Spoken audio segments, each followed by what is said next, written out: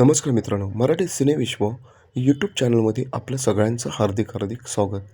आज आपण बोलणार आहोत सुप्रसिद्ध अभिनेते गणपत पाटील यांच्या जीवनावरती. गणपत पाटील हे मराठी चित्रपट अभिनेते होते. तमाशापटातील नाचाच्या भूमिकांमधील अभिनयाबद्दल ते ओळखले जात. गणपत पाटील यांचा जन्म कोल्हापुरात एका गरीब कुटुंबात झाला होता.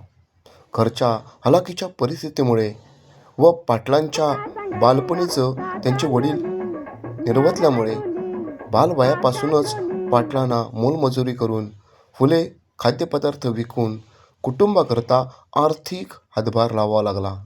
अशा परिस्थितीत देखील कोल्हापुरात त्या काळी चालणाऱ्या रामायणाच्या खेळात ते हौसेने अभिनय करीत.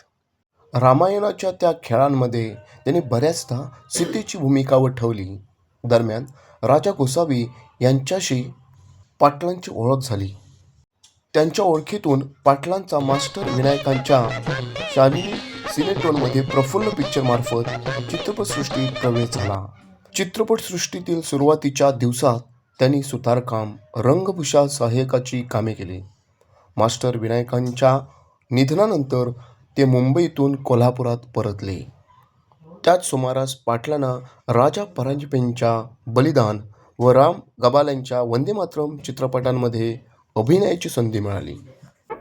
पाटलांनी बालध्रुव, बलिदान, वंदे मातरम, मेढभाकर, राम राम पाहुणं, पाटलाचं पोर, शारदा, छत्रपती शिवाजी, माय बहीण, मायेचं पाझर, माझी जमीन, वादळ आणि सोंगाड्या अशा अनेक बहुविध चित्रपटांमध्ये कामे केली.